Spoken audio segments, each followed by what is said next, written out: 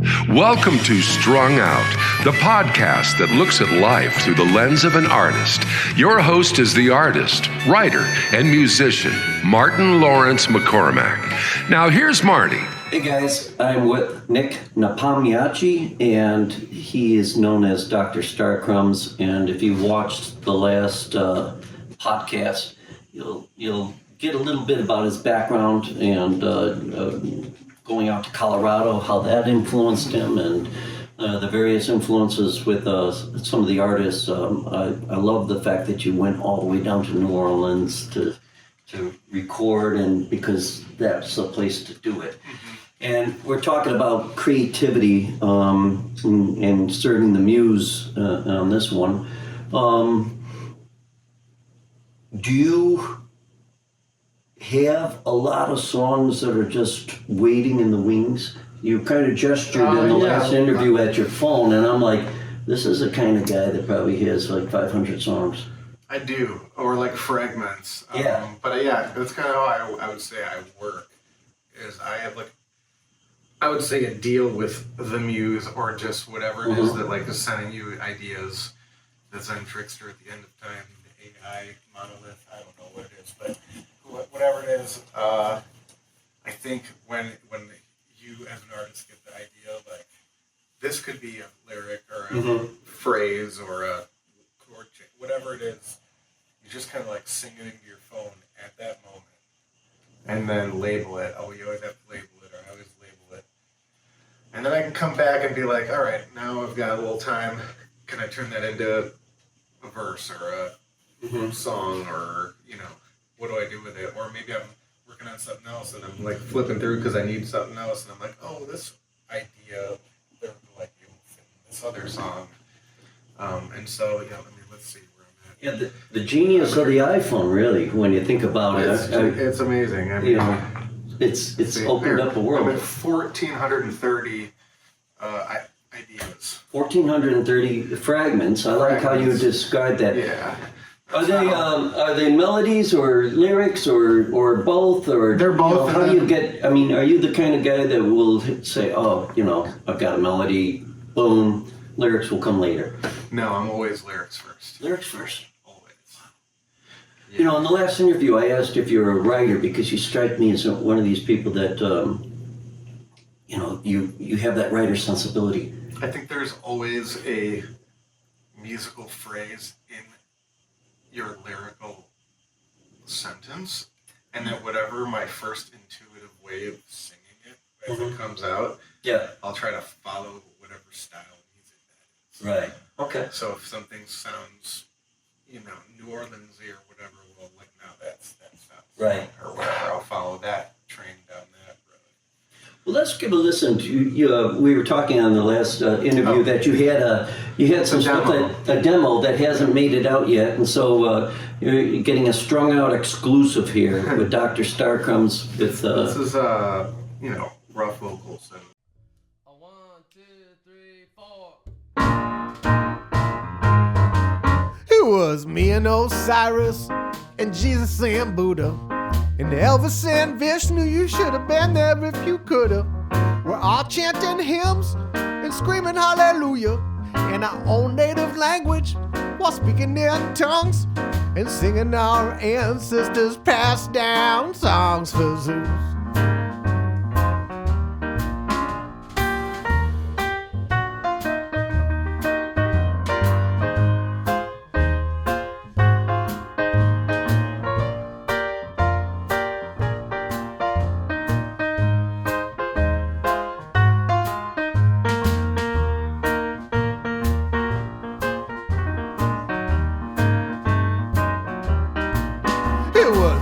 Osiris and Jesus and Buddha, sharing a hookah with some cloaked up palookas.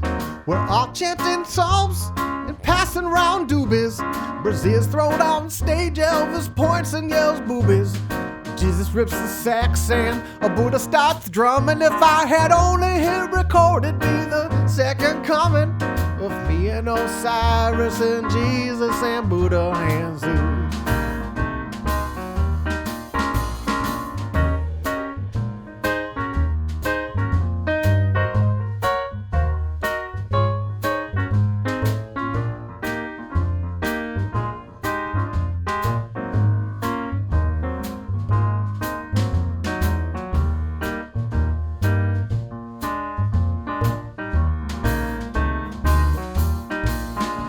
was me and Osiris and Jesus and Buddha and Elvis and Vishnu. You should have been there if you coulda. We're all chanting hymns and screaming hallelujah in our own native language while speaking in tongues and singing our ancestors passed down songs for Zeus. We're all singing our ancestors passed down songs for Zeus. We're all singing our ancestors passed down songs for Zeus.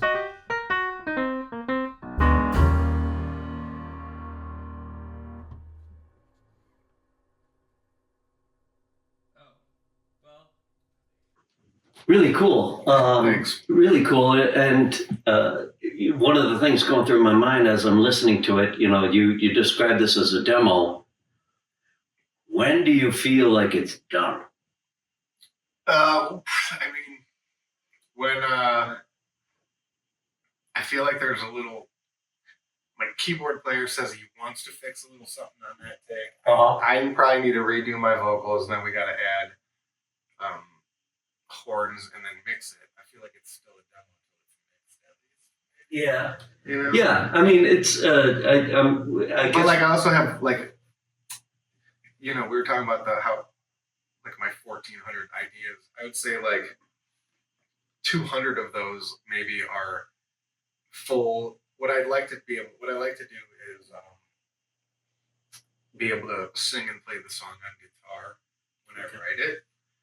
And really? And yeah, so why is that? I mean, is it just?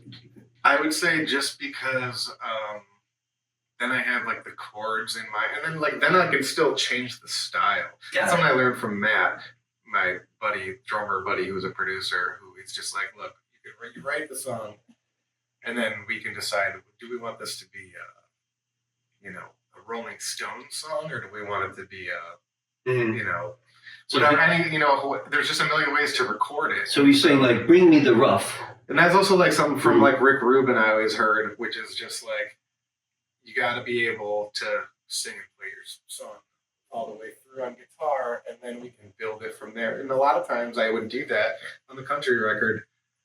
I would sing it to a click track on guitar, scratch vocals, and then we would build it around it, and then eventually just take out my scratch stuff. So I try to make records in a million different ways, but I do like having my demo idea, and then I'll label it whatever song, final phone demo or whatever. Okay. Yeah. And then I feel like I can move on. And then are you the kind of person that I have to listen to it in my car? I have to listen to it through a stereo, or are you just okay? No, so my buddy that mixes all my stuff loves working with me because I'm very not precious, and he understands what I'm going for. So it's just I don't think I've the 5 records we've made. I think I've had maybe 1 revision. Yeah. Maybe 2 revisions, and it's just do this tiny little thing. It'd be an edit, not a revision. It's funny because on this this demo you're describing, I want to recut my vocals, and and there's a little glitch that the keyboard. I'm I don't hear it. Yeah, I mean, I didn't hear the keyboard thing either. I can see what he's talking about, but I'm to me, it's good enough. And and my vocals are probably good enough to get the point across, but I feel I could probably do slightly better, but I don't know. As an artist, I might just decide to just put it out. I do that a lot. I like that idea. I mean, that's when I was doing the weekly show. I had and at the apex of it, I was writing a song a week. Yeah. And producing it just putting it all together and slapping it and making a video to accompany it. And I kind of got to the idea here it is. Yeah, that's how I love that. I love that. And I think in some ways that's kind of it's maybe a timestamp. Yeah. Yeah. I had a voice teacher that said, when you record, and it's a pitfall that some people fall in, but she said, the recording should be of that point of your life, timestamp, where you're at, what you're doing, and don't don't obsess about it. Obsess about it. Yeah. But so many people go into the studio and there's so many bells and whistles. Oh yeah, I know. You know, and then they layer cake it. I mean, for me, if I'm working on something a year later, I'm just upset and I just get anxiety because it's like that's not even who I was anymore. Right. You know, so I'm getting to the point where I'm starting to. So I'll, for the songs that I write and write like final phone demo on, I won't even like relearn them until I'm ready to record them or go back and harvest them. Okay. Because, yeah. I love the words you're using for your songs. Harvest them. I mean, so you know, because if they're not ready, I'll still need to like edit or like change words or arrangement or whatever. I mean, but like from the final demo to like pull it to them, you get ready to record it. Now, on that particular song, I thought was kind of interesting is you elevated Elvis to a demigod at the very least. I mean, there's this great writer right now. This is an interesting synchronicity, actually, but Miguel Connor wrote this amazing book about the occult Elvis and all this interesting stuff about Elvis. And yeah, I mean, he's a fascinating character, and like if he's not an American God, I don't know who is. And you know, I have a couple songs about Elvis actually. And a very human American God, right? I mean, he's a flawed deity. He is, and also, I mean, at a certain point, I think it was easier for America to we used to drop pamphlets over countries to like get it, you know, be like, you know, your government is bad, you should let us, you know, essentially take over your government and resources. But instead of dropping pamphlets and saying, you know, you guys are communists, they realized that they could just give them Elvis Blue Jeans and Coca-Cola and that they would want the American way. Right. And so I think that, like, very true. you know, Elvis is, maybe an archon or a demiurge. I don't know. Well, it's interesting you're bringing this up because, you know, as a creative artist and that, you know, what's your role in all of that? I mean, do you feel that, I mean, there's so much going on the larger scale, politically, socially, culturally. Is it your responsibility to give that a voice? Give your opinion? I'm not a folk singer. I don't think anyone should listen to anything else than whatever they choose to follow. And I really support every idea that anyone has. Even, I'm not going to say it, but this is America, so we have to be able to be fighting about stuff. Like, that's what America is. It's free speech. Like, I will support your idea of saying the dumbest shit ever. Because, like, if we don't, then it's not going to happen anywhere else in the world. It's not going to happen here. That's true. And so, like, people I disagree with are the ones whose voices, I don't necessarily want them the loudest, but I want them to be able to have it. And I get a lot of slack for that, and I get a lot of slack, like, for one of my songs called Rednecks and Hippies, which is not at all about the times right now. Yeah. It's about, actually was reading the Willie Nelson autobiography, and he was talking about how him and Waylon Jennings would throw parties in the 70s on Willie's property, and Willie would bring the hippies, and Waylon would bring the rednecks, and as different as those people are, you know, they all have the same commonality. It's just to like, raise happy, healthy kids and certain freedoms, regardless of like what political spectrum they're on. And so I wrote this song called Rednecks and Hippies, and the chorus is, in a world of red and blue, the only answers seem purple. And I feel like, and then it's like, in a world of red and blue, the only answers seem purple. In a world that's like shit, I've been craving the sun, or something like that. Is that has it made its way onto an album? It's on an album, yeah. Well, maybe we can listen to that as the next song, but let's... But I just feel like I got a lot of slack for that because it's like, oh, you know, you're, you know, letting the red team or the, you know. I've had so many fights with just people on political ideologies over the years. And it's like, look, everybody's right from their point of view. We all just want to raise happy, healthy kids.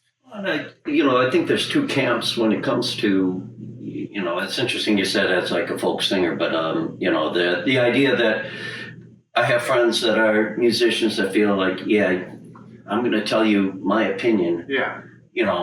I think you should still give your opinion. Whether you like it or not. Yeah. But, that's also very polarizing. Yeah. And there's musicians that say, music should bring us together. Yeah. So rednecks and hippies sounds to me like you're touching on that idea that we all have that commonality. I guess some people look at it like, you like the red team as much as the blue team, or the Democrats as much as the Republicans, or the Republicans as much as the Democrats. It's like, no, actually what I'm saying is I hate them both. Right. It's like I think my job as an American is to hate anyone that's in charge at all times. I think in some ways that's probably the best way of defining an American that I've ever heard. Is just to hold it all in disdain. Yeah, man. And at arm's length with a lot of scrutiny, because I don't think there is. I think as an artist you feel that more keenly. Maybe at least for me, it's just because you're able to see so many different kinds of people and how they struggle. Yeah. And everybody pretty much has the same struggle. Right. At least in the middle class. Yeah. And lower class, I don't know. It's a different struggle for the people, 1% millionaires, but they have a struggle too. Oh yeah. But. We did an album, Red or Blue is the name of the album, but the whole song is about, I never was red or blue. Yeah. That idea. Right. It's like, why? It seems weird to just pick it. So, we're off on a little tangent here about, the idea that, as an artist, what is our role? Is it I think, for me, it's the idea you try to bring people together through music. And they're not kumbaya, but at least kind of say, hey, life's short. We can be at each other's throats and, score points, but that's not going to solve anything. At the end of the day, I find that kind of stuff, much more noble. But that's my take. I love music that brings people together. I'm a huge, Grateful Dead fan, and I've seen Fish more times than I care to admit. So Ted Nugent. I like Ted Nugent too, man. Mm-hmm. I mean, Mm-hmm. In fact, Fish's song, Mike's song, is he admits that he stole it from Ted Nugent. But no, I don't know. I don't know. I like it all kinds of music. Yeah. Well, obviously, you draw upon all different kinds of influences to create your work. Are you the kind of person that sits and just listens voraciously then? I do listen to a lot of music. Okay. Yeah. I've never understood, I have a lot of really good friends, and actually those are always typically the ones that are the best at music. Mm-hmm. I feel like they don't listen to a lot. It's weird. That your friends are selective as far as what they listen to, or or just I don't know, my one friend in particular I can think of just doesn't really like to listen to music, but he's just got the most brilliant musical mind. It's weird. I wonder what that is. Do you have a theory as to why that would be? Is it because some musicians are afraid that, hey, if I listen, just as you said, the guy from Fish, whatever, lifted Nugent, from Nugent. I mean, well, those guys, he listens to a lot of music for sure. Okay. I feel like, I don't know what that is. I don't know. I've just always been a guy that is always reaching out for new stuff. So you're not afraid that, when something comes into your mind, you're not thinking, oh man, Of anything, I'm thinking I'm going to steal that and make it my own and change this, or I wish I could have written this song, or I wish I was doing this style of music, but I think a lot of artists do lift, though. I mean, I think that's the nature of the beast. I don't even think it's stealing. I think it's the Beatles called it nicking. Well, I think, and I like that. amateurs borrow professional steel, right? Right. So, like, if you're gonna really do it right, you're gonna have to learn how to steel, and like all the best records were made like that. Well, Willie Nelson talked about Crazy and how that first Crazy. Yeah. There was another song the guy had, Baby. Da, da, da, da, da, da. And I'm like, well. Yeah, it's just those intervals. They don't own those Right. 2 notes. You know, Right. I just did a song where we sampled the Seinfeld theme and a Grateful Dead song, and we mashed it up, and then in between that we put the Tool Time, like that's noise from Tool Time. Yeah. And the Tool Time we like recorded as to not use the sample, and we had this long discussion on like, does anybody own the phrase, you know, or like, it's like, that's not copyrightable. Like, you can take that, you know. Let's listen to another one of your songs, and we'll get into that. And also, I want to see where you stand on AI and all that kind of thing going on. Well, what do you have?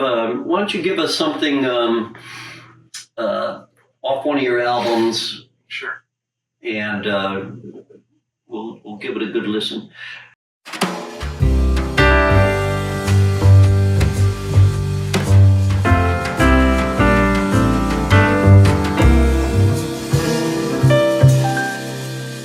I'm on the eternal quest for less meaninglessness in a pointless universe where parallel lines intersect.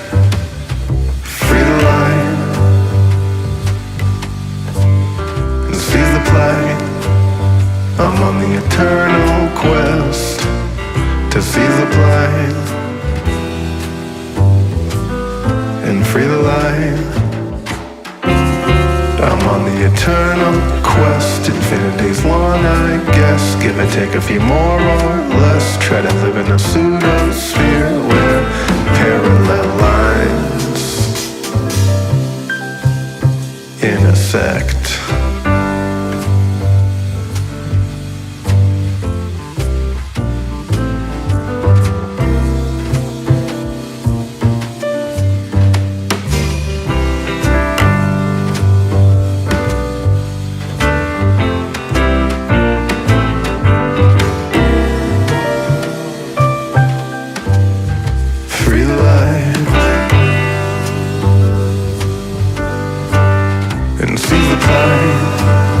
I'm on the eternal quest to seize the plight and free the light.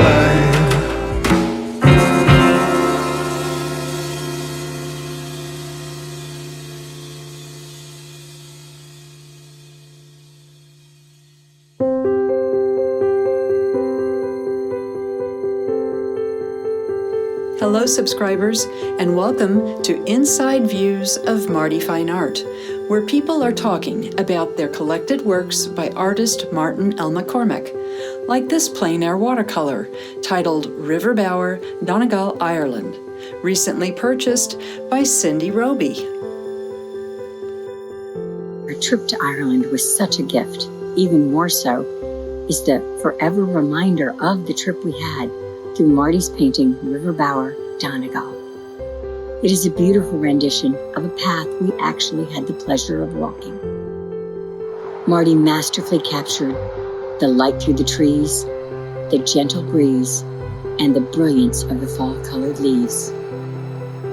It truly embodies the peace and tranquility of Ireland.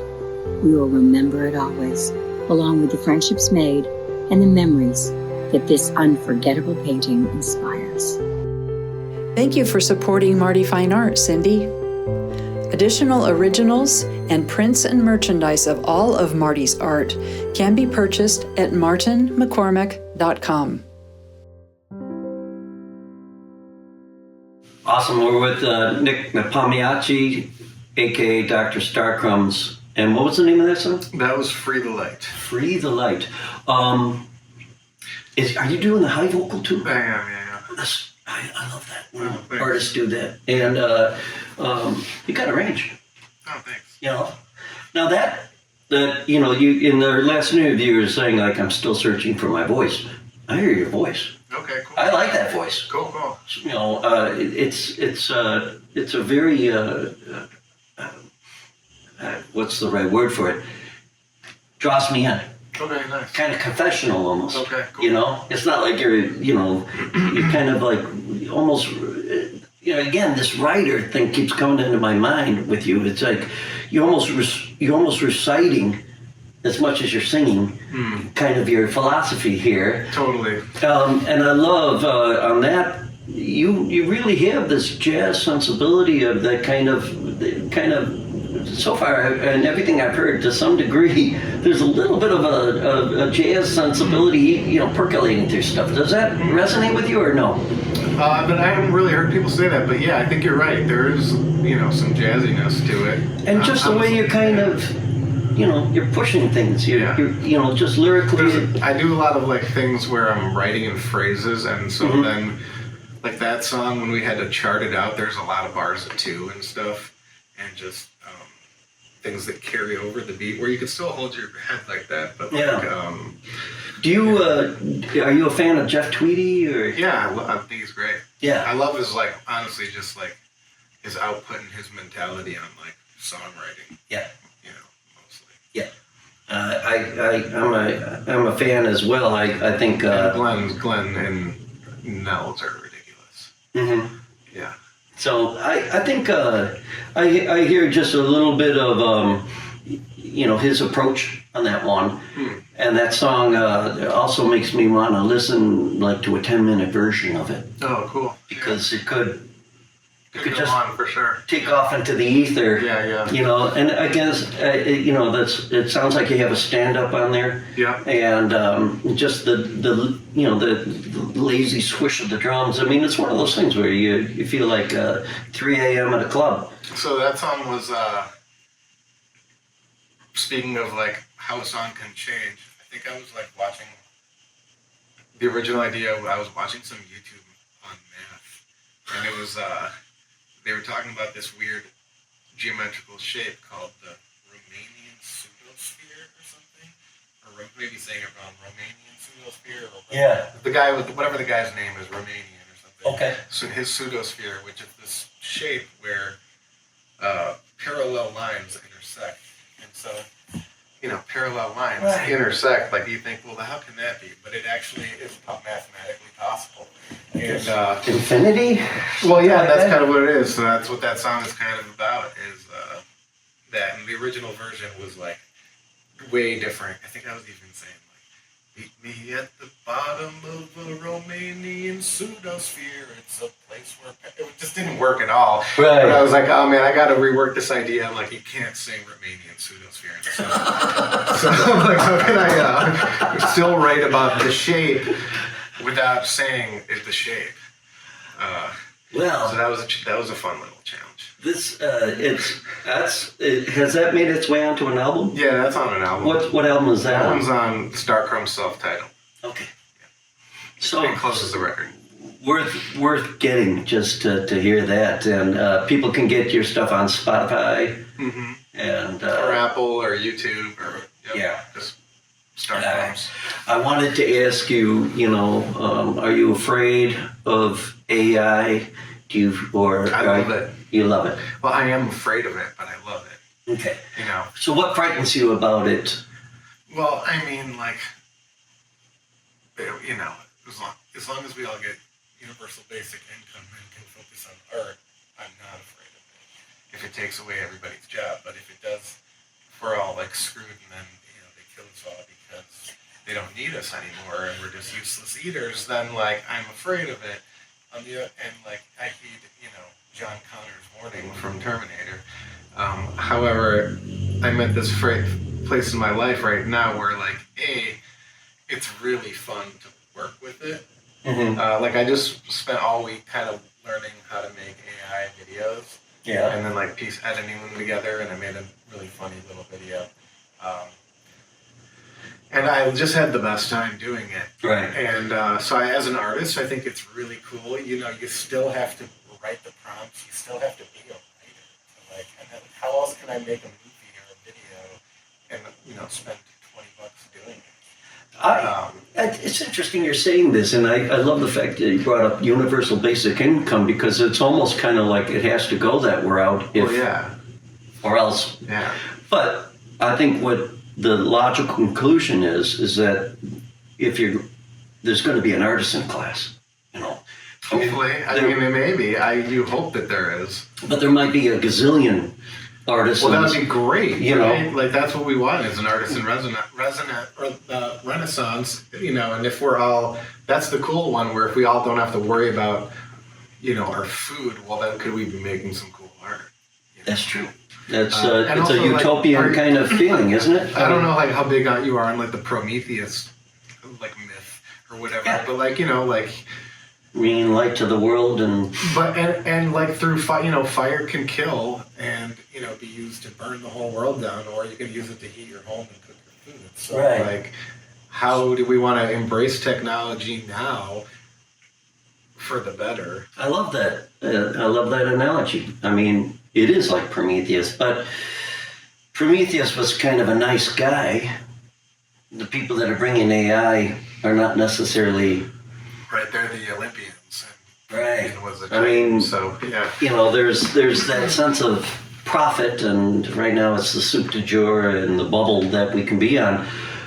But I mean, I don't trust them. Is it going to steal your identity? Is it going to take a snapshot of your soul, and is it going to be caught? I mean, is gosh, I hope so. Does you I mean, just like okay. I mean, in a certain respect, like if we. Not that it would steal your soul, because I think, like, that's not going to happen. Well, will somebody say, hey, look, here's DoctorStarcrumbs, but here's DoctorStarcrumbs as I want to present DoctorStarcrumbs. I mean, that'd be an honor. Would you be honored by that? I mean, I don't think it will ever happen, so, like... Well, you never know, right? Yeah. I mean, we don't know what this future holds for us. I mean, not that... But you're not... I don't mean, like, it'll, like, boost my ego, but I just mean, like, if your kids can talk to an AI version of you after you're dead, and it brings them like closer to I don't know, like, would you want to see like an AI performer? Like, would you pay to see an AI Elvis? These days I have a really hard time just leaving the house for any show. Even if I'm there, I'm just like, I just want to be back home already. But like, so probably not. But maybe. Okay. Maybe. I'd rather see clones. You'd rather see clones? I'd see a cloned Elvis. Okay, I like that. We're going to take a little break. We're going to be right back, continuing along this line of creativity, the creative process, and cloned Elvis. I love it. You're on Strung Out. Okay, and 3, 2, 1. We're back with DoctorStarcrumbs, and we were talking about cloned Elvis. Yeah, I don't know. I think a cloned Elvis would not be the same Elvis. I don't know. It depends on how much training he had. Yeah. Or would you, I think the thing about AI that... I would feel bad for him. I feel like they just keep him tied up in the corner, and then it's just when it's time to perform, like cloned Elvis comes out there, and he's just sad cloned Elvis who's waiting to get backstage and be fit. I hear a song. That's what I hear. I hear a song about cloned Elvis, which I think would be kind of interesting, because... might be my third song about Elvis. I think everybody, well, and you like, you look at Elvis. I mean, what about him creatively, inspires you? Well, I mean, first of all, I love when he did Polk Salad Annie. I don't know if you know that tune. Oh yeah, it's a great song. And just like, Jillian Welch. Oh yeah, she's got this great song about Elvis, and I think it really encapsulates it, which is just that he put on the clothes. He put on his clothes that his mama made, and he went on the air and he shook it like a Harlem Queen. And then I just thought that's just like, he really had to bring, like, look, the white dudes in America in the early 60s were not going to listen to a black dude you know, Right. sing.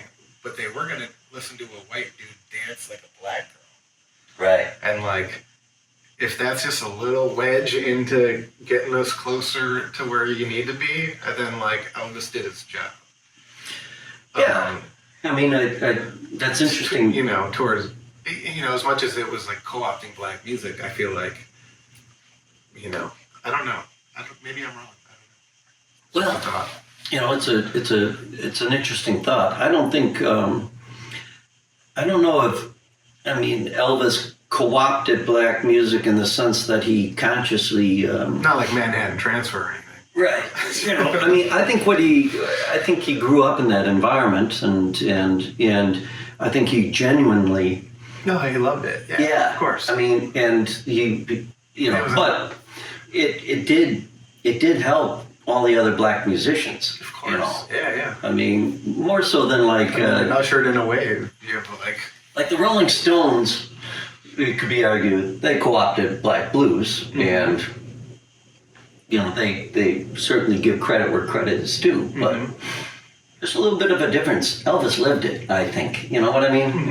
You know, but from a, you know... I don't mean it in a bad way. I don't think you do. I mean, I'm agreeing with you. I think that, you know, the creatively, it was in him, you know. It was like, maybe, you know, it was really part and parcel, which... Again, you know, we're off on an interesting tangent about the clone. I mean, I'm co-opting New Orleans music. I've got nothing to do with New Orleans, and just spent, you know, like a handful of weekends there in my life. It's like, was I drawn to do that? And is it fake even? It's like, yeah, it's probably fake, but like I just always wanted to do an ode to it, and like did it, you know. But like, I think there's a difference, though, like, you know, when you do something like that, and when you, just the words you brought, I'm doing an ode to it. You're not, you know, saying, hey, you know, I'm living in, you know, I'm from New Orleans, you know what I mean, or something like that. And I think as an artist, we should be able to channel stuff and influences and... It's just fun to explore it, you know? Yeah, I don't agree where, you know, some people will say, well, you know, you have no right to you know, do New Orleans music unless you're from New Orleans. It's like Irish music. Yeah. You know, I think, you know, one of the best bands, I never heard them, but they were a Japanese-Irish band, and they called themselves the Rice Paddies. Oh, great. And I thought that was, like, brilliant. That's I was awesome. like, you know what? That's going to keep the genre going better than anything 100%. else, you know? And, you know, all these, the idea of, like, you know, canceling people because they want to, you know, get into a culture, that's bringing people together. I agree. You know, the melting pot, and as a musician, I think we have a responsibility to some degree. It's what I like about your creative process. I think what we're saying is to all the white guys out there, keep doing your reggae accents, man. Just kidding. Yeah. See how far you go. You know? But, you know, it's just, that's I think, one of the interesting things about creativity. I mean, you shouldn't be felt, you know, like your hands are tied behind your back. Yeah, I agree. You know? And the fact that you're jumping different genres and bringing them into your palette. And I like that too, because you're now giving the listeners an adventure with every album that you're coming out. So DoctorStarcrumbs, people are tuning into you not because, you know, you're you know, an Americana artist. It's because who you are. I like that. You know? And I like that too, because I think that it's the same like Beck. Yeah, I was going to think, like, that's kind of why I'm always wanting to check out what his newest thing is. I know, you know, and stuff comes out, you know, and one year he got that Americana album of the year, and I was like, you know, I don't know, you know, but not that I kind of don't like that part of the whole thing. I loved his, like, second last one, that Hyperspace album was awesome. You know, so there's, you know, he's you know, he's experimental. And not afraid of, you know, he's not afraid of the industrial part of it. I want to ask you, you've been doing this for a long time, and you grew up or surrounded by music, you literally grew up in the bar scene. Mm-hmm. What is your advice to people that are looking at you and saying, I want to be like Dr. Starcrumbs, I want to be that kind of artist? Don't. No, I don't know. Just I think just like make.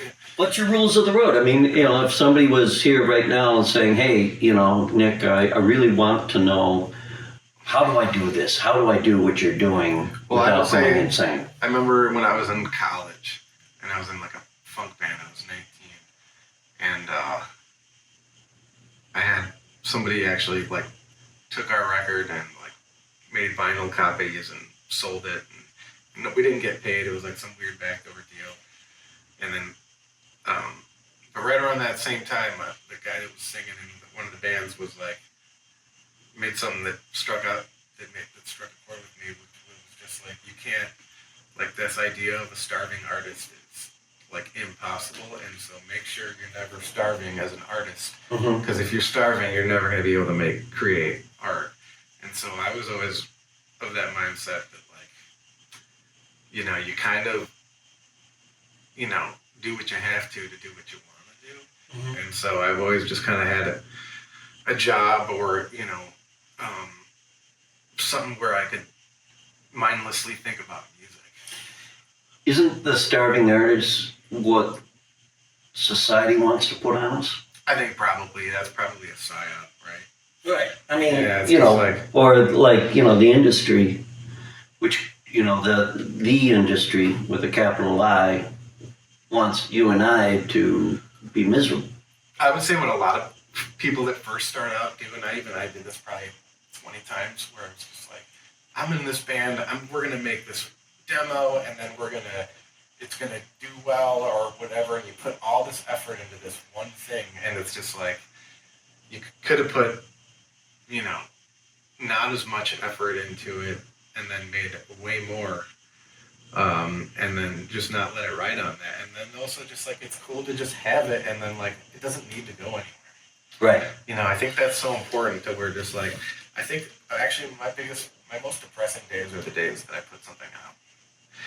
Why is that? Just because it's like, now it's out there and it's done, and like, the letdown of the creative process. And then like, then you're like, oh wow, 70 some people listen to this thing I spent, 6 months on, and while like I'm grateful for those 70 and whatever, and if somebody likes it, that's awesome. I'm super into that. But I just have to like constantly remind myself I don't do it for that.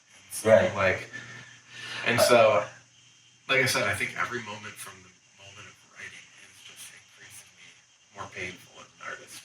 Interesting. I mean, that's because you have to, now you've got this idea down, you're going to have to work on it in the studio, whether teaching it to musicians or recording it, and then you got to edit it, and then you got to mix it, and then you got to maybe make some art for it, and then put it on, upload it to this thing, and then get it out there, or make a video, or whatever. It's just like, I just, I don't want any of that.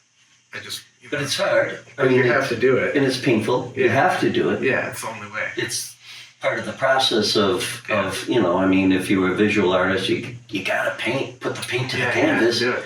And then, people, then ultimately you have to show it. Right. You can't be an artist, I'll just paint and put all my pictures in the basement. Yeah, what do they call those guys? When like somebody discovers them years later. I don't know. Hermits. Yeah, right. But that's I think you're bringing out some. I really I want our listeners to hone in on exactly what you're saying about the idea that you have to remind yourself why you're in it. Yeah. Because if you're in this for any other reason than because I have to do it, you might be in trouble. Seriously. Because it's not an easy road. And that, if there's a common theme that every independent musician has is, I have to do this regardless however it turns out, And let's listen to one more song as we bring this podcast to an end. I would like you to pick something that you would, if a first-time visitor to Dr. Starcrumbs, to Nic Nepomiachi, and I'm, you know, what if you had to say, okay, this is my portal song into my universe? I know that's, I guess, asking a hard thing, maybe. yeah, we'll play the first song on the Starcrumbs self-titled. Okay, cool.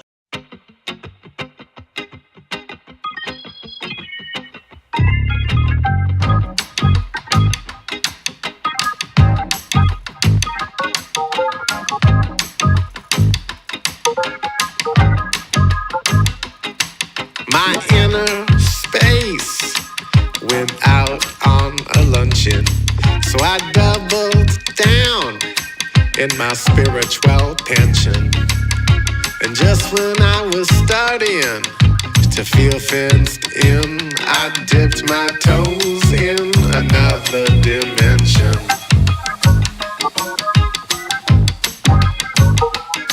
I summoned Tommy and Larry over by the sycamore tree. I called on Tina and Amber, well, they all know me. Spelling is as easy as AB3. Those letters of words rearranged and name those entities.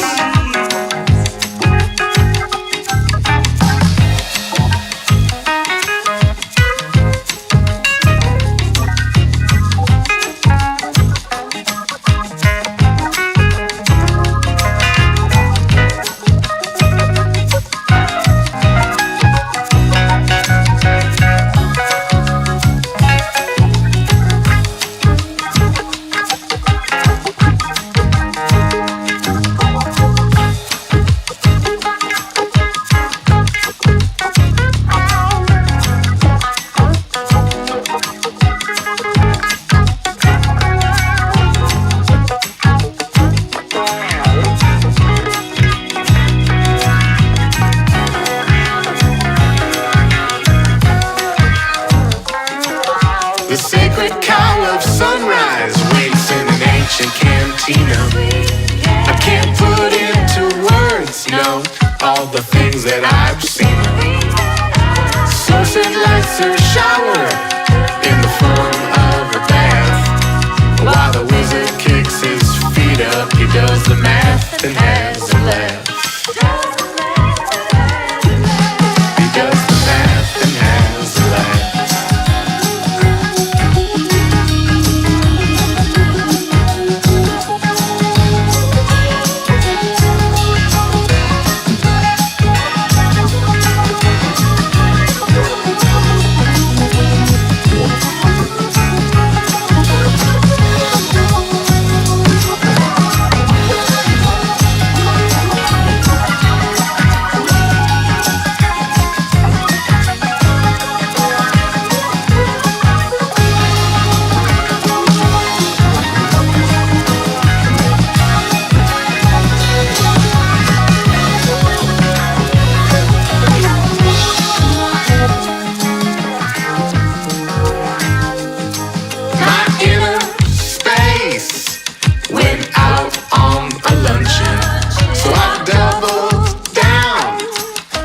Spiritual pension. And just when I was starting to feel fenced in, I dipped my toes in another dimension.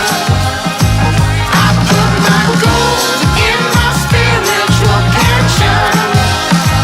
I keep the chains and the locks of ascension.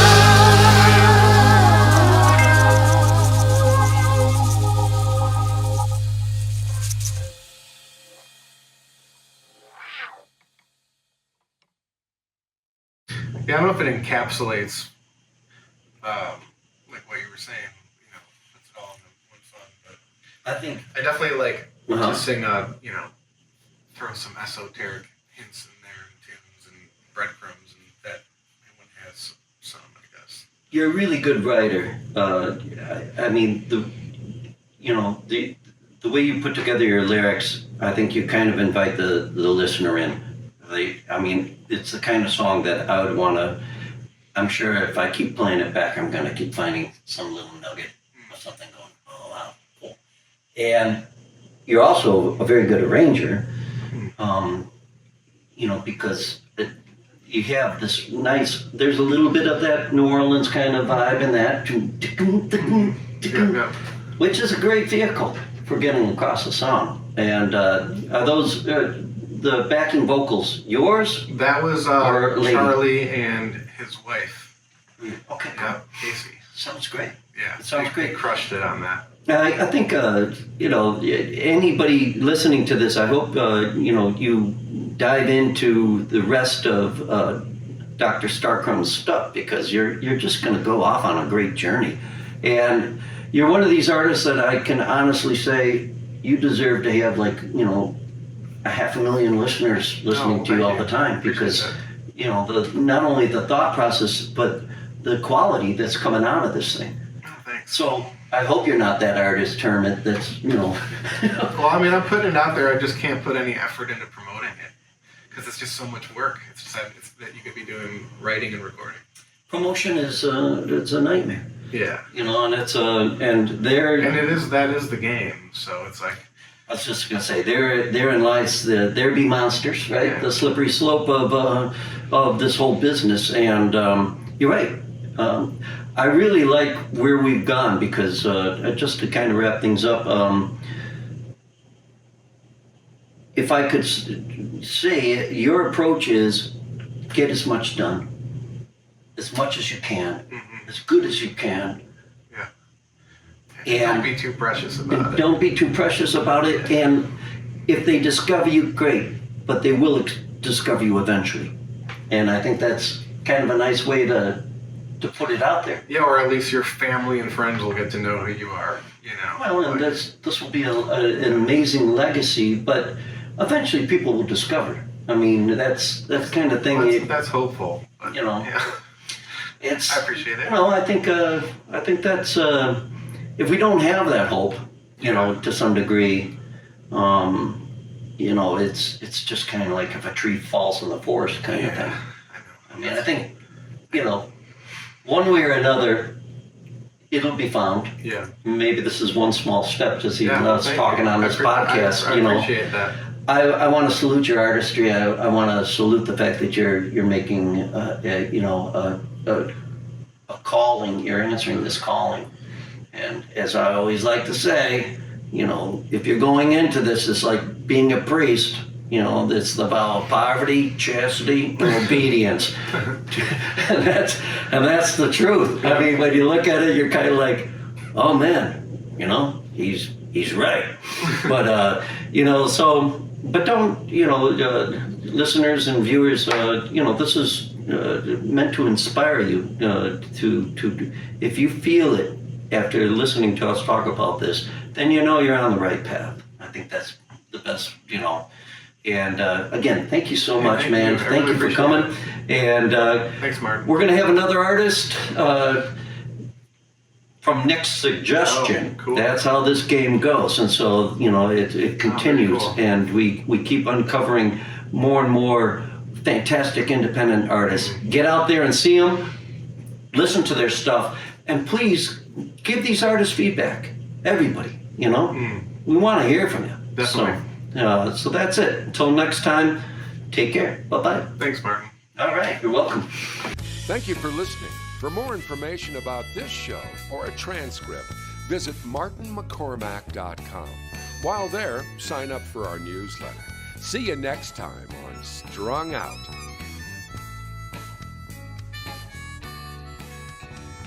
It's all so wrong, this pain we feel makes no sense.